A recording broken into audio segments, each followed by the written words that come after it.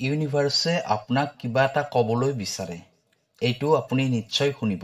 আপোনাৰ কেতিয়াবা এনেকুৱা অনুভৱ হয় নেকি যে জীৱনত কিছুমান ঘটনা এনেয়ে ঘটি নাযায়, যিদৰে কোনোবা এটা গানৰ সুৰে আপোনাৰ হৃদয়ত খুন্দিয়াই যায়, যিদৰে কোনোবা পুৰণি স্মৃতি বিনা কাৰণতে মনলৈ আহি যায়, অথবা কোনোবা অচিনাকি মানুহে আপোনাক এনেকুৱা এটা কথা কৈ যাব যিয়ে আপোনাৰ হৃদয়ত খলকনি তুলি দিয়ে।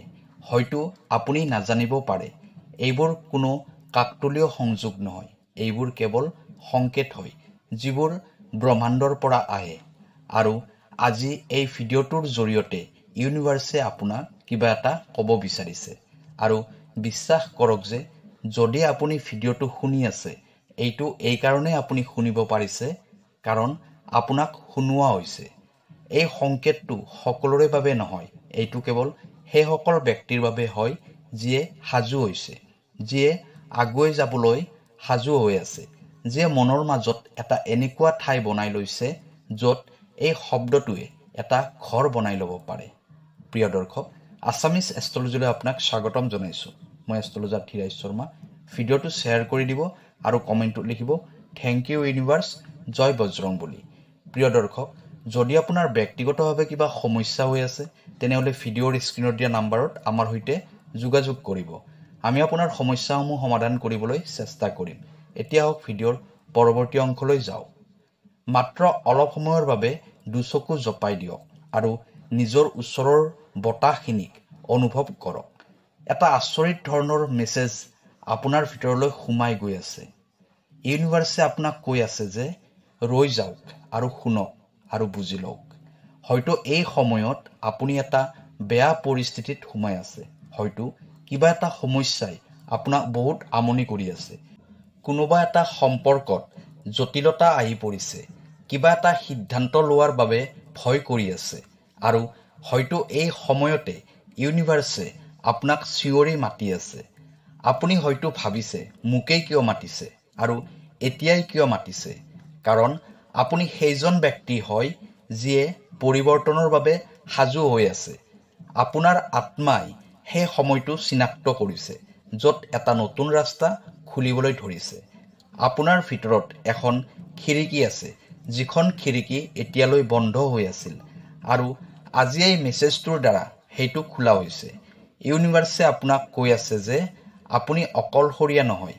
প্ৰতিটো প্ৰশ্নৰ উত্তৰ আপোনাৰ ওচৰলৈ আহিব, প্ৰতিখন দুৱাৰ খোলা যাব, প্ৰতিটো দুখ বেদনা দূৰ হৈ যাব। কিন্তু ইয়াৰ বাবে আপুনি শুনিব লাগিব।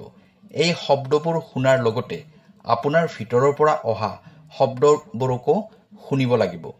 হয়তো এতিয়ালৈ এনেকুৱা অনুভৱ হৈ আছিল যেন আপুনি পৰিস্থিতিৰ সৈতে বুজাবুজি কৰিছে, কিন্তু সত্য কথাটো হ'ল এইটোৱে যে আপুনি আপোনাৰ ৰাস্তাৰ নিজেই নিৰ্মাতা হয়। আপোনাৰ বিচাৰধাৰা, আপোনাৰ শক্তি, আপোনাৰ সততা, এইবোৰ মিলি আপোনাৰ বাবে এখন নতুন পৃথিৱী তৈয়াৰ কৰি আছে। ইউনিভাৰ্ছে কৈ আছে যে আপুনি সেইজন ব্যক্তিয়ে হয় যি আপুনি হ'ব বিচাৰে। আৰু আজি মই আপোনাক মনত পেলাই দিব আহিছোঁ যে আপোনাৰ শক্তি কিমান ডাঙৰ হয়। হ'ব পাৰে এই মেছেজটো আপুনি এতিয়া সম্পূৰ্ণৰূপে বুজি পোৱা নাই। হয়তো আপুনি ভাবিছে যে এইটো সঁচাকৈয়ে মোৰ বাবেই নে? কিন্তু মনত ৰাখিব, ইউনিভাৰ্ছে কেতিয়াও ভুলতে দুৱাৰত টুকুৰিয়াই নিদিয়ে। যদি এই ভিডিঅ'টো আপোনাৰ সন্মুখত আছে তেনেহ'লে ইয়াৰ অৰ্থ হ'ল যে আপোনাৰ সময় আহি গৈছে। সেয়েহে আজিৰ পৰা আপোনাৰ সকলোবোৰ বিচাৰধাৰা, সকলোবোৰ চিন্তা ভাৱনাক, প্ৰতিটো খোজ এইটো বিশ্বাসৰ সৈতে আগবঢ়াই দিব যে আপুনি সঠিক ৰাস্তাৰে গৈ আছে। আৰু যদি মনলৈ যদি কিবা সন্দেহ ভাবায়ে তেনেহ'লে নিজকে ক'ব যে ইউনিভাৰ্ছ মোৰ লগত আছে। কাৰণ আগন্তুক দিনবোৰত আপুনি এনেকুৱা মেছেজ, এনেকুৱা সংকেত, এনেকুৱা মানুহ কিছুমান লগ পাব যিয়ে আপোনাক আপোনাৰ লক্ষ্যৰ ফালে আগুৱাই লৈ যাব। আৰু যেতিয়া সেই সময়টো আহিব, ৰৈ নাযাব, কাৰণ এই যাত্ৰা এতিয়া আৰম্ভহে হৈছে। অলপ ভাবক, আপুনি কিমানবাৰ এনেকুৱা অনুভৱ কৰিছে যে আপুনি অকলশৰীয়া হয়, কোনেও আপোনাক বুজি নাপায়, আৰু জীৱনে কেৱল আপোনাৰ বিপক্ষে কাম কৰি আছে। আৰু তাৰপিছত হঠাতে এনেকুৱা এটা বস্তু সন্মুখলৈ আহে যিয়ে আপোনাক মনত পেলাই দিয়ে যে আপুনি অকলশৰীয়া নহয়। হয়তো সেইটো কোনোবা পুৰণি ডায়েৰীৰ পৃষ্ঠা হওক নাইবা কোনোবা অচিনাকি মানুহৰ হাঁহি। হয়তো এই ভিডিঅ'টো যিটো এতিয়া আপোনাৰ সন্মুখত আছে এইটো কোনো সংযোগ নহয়। ইউনিভাৰ্ছৰ ওচৰত আপোনাক আমন্ত্ৰণ কৰাৰ বহুত পদ্ধতি আছে। কেতিয়াবা আপোনাক কিবা এটা সপোনৰ মাধ্যমত মেছেজ দিব, কেতিয়াবা কিবা এটা গানৰ জৰিয়তে, আৰু কেতিয়াবা কোনোবা অচিনাকি মানুহৰ শব্দত। আৰু আজি ইউনিভাৰ্ছে আপোনাক ইয়ালৈ পঠাই দিছে যাতে আপুনি জানিব পাৰে যে আপোনাৰ জীৱনত যিবোৰ হৈ আছে সেইবোৰ বগৰাই দিয়াৰ বাবে নহয়, বৰং আপোনাক সাজু কৰাৰ বাবে হয়। আপুনি ভাবি আছে সাজু কাৰ কাৰণে হ'ব লাগে? সাজু সেইটোৰ বাবে হ'ব লাগে যিটো আপুনি এতিয়া ভাবিবও নোৱাৰে, সেই যাত্ৰাৰ বাবে যি আপোনাৰ আত্মাই জন্ম লোৱাৰ আগতেই সিদ্ধান্ত লোৱা হৈছিল। প্ৰতিটো সংঘৰ্ষ, প্ৰতিটো দুখ বেদনা, প্ৰতিটো এন্ধাৰ নিশাই আপোনাৰ ভিতৰত সেই শক্তি জাগ্ৰত কৰি ৰাখি আছে যিটো আপোনাক আগন্তুক সময়ত প্ৰয়োজন হ'ব। ইউনিভাৰ্ছে কৈ আছে যে আপোনাক ভাঙিবলৈ নহয়, আপোনাক গঢ়িবলৈহে এইবোৰ কৰি থকা হৈছে। এটা পলৰ বাবে আপুনি এৰি অহা দিনবোৰৰ কথা ভাবক। কিমানবাৰ আপুনি নিজকে কৈছে মই আৰু আগুৱাই যাব নোৱাৰোঁ, মই আৰু সহ্য কৰিব নোৱাৰা হৈছোঁ। তাৰপিছতো কিন্তু আপুনি ৰৈ যোৱা নাই, আপুনি আগুৱাই গৈয়ে আছে। এইটোৱে হ'ল ইউনিভাৰ্ছৰ যাদু। ইউনিভাৰ্ছ তেতিয়াও আপোনাৰ লগতে আছিল যেতিয়া আপুনি ভাবিছিল যে সকলোবোৰ শেষ হৈ গ'ল, আৰু যেতিয়া আপুনি ভাবে যে আপুনি অকলশৰীয়া হয়। সেই ক্ষেত্ৰত ইউনিভাৰ্ছে আপোনাক ক'বলৈ বিচাৰে যে নিজৰ ভয়ৰ সৈতে বন্ধুত্ব কৰি লওক, কাৰণ ভয়ে আপোনাক সেই ঠাইলৈ লৈ যাব য'ত আপোনাৰ অধিক শক্তি লুকাই আছে। এতিয়া আগলৈ যদি আপোনাৰ মনত ভয় ভাৱ আহে তেতিয়া আপুনি পলাই নাযাব, আপুনি ৰৈ যাব আৰু ভয়ক ক'ব তুমি মোক বাধা দিবলৈ নহয়, জাগ্ৰত কৰিবলৈ আহিছা। ইউনিভাৰ্ছে বিচাৰে যে আপুনি আজি এটা প্ৰতিশ্ৰুতি দিয়ক যে আজিৰ পৰা আপুনি এটা সৰু সীমাৰ ভিতৰতে নাথাকিব। এতিয়া আপুনি আপোনাৰ কল্পনাৰ সীমাক ভাঙি দিব।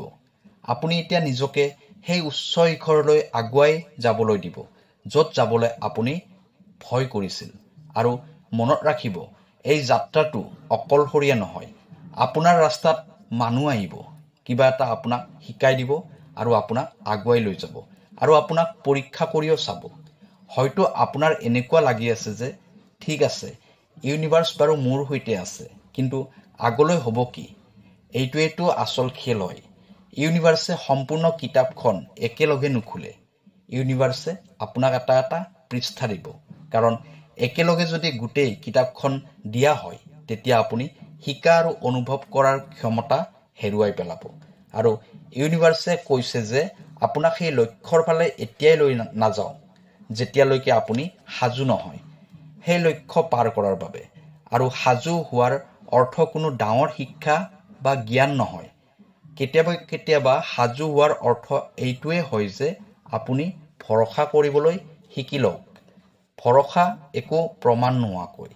এতিয়া ইউনিভাৰ্ছে আপোনাৰ পৰা এটা প্ৰতিশ্ৰুতি বিচাৰে যে আপুনি আপোনাৰ চিন্তাধাৰাৰ সীমাক প্ৰত্যাহ্বান জনাব, কাৰণ আপুনি যেতিয়া সীমাবোৰ ভাঙি চিঙি দিয়ে তেতিয়া ইউনিভাৰ্ছে নিজৰ ফালৰ পৰা সকলোবোৰ দুৱাৰ মুকলি কৰি দিয়ে। প্ৰিয় দৰ্শক, যদি ইউনিভাৰ্ছৰ এই মেছেজবোৰ আপোনাৰ ওচৰলৈ প্ৰতিদিনে যোৱাটো বিচাৰে তেনেহ'লে চেনেলটো এতিয়াই ছাবস্ক্ৰাইব কৰি লওক। কাইলৈ আকৌ লগ পাম অন্য এটা ভিডিঅ'ত। ধন্যবাদ।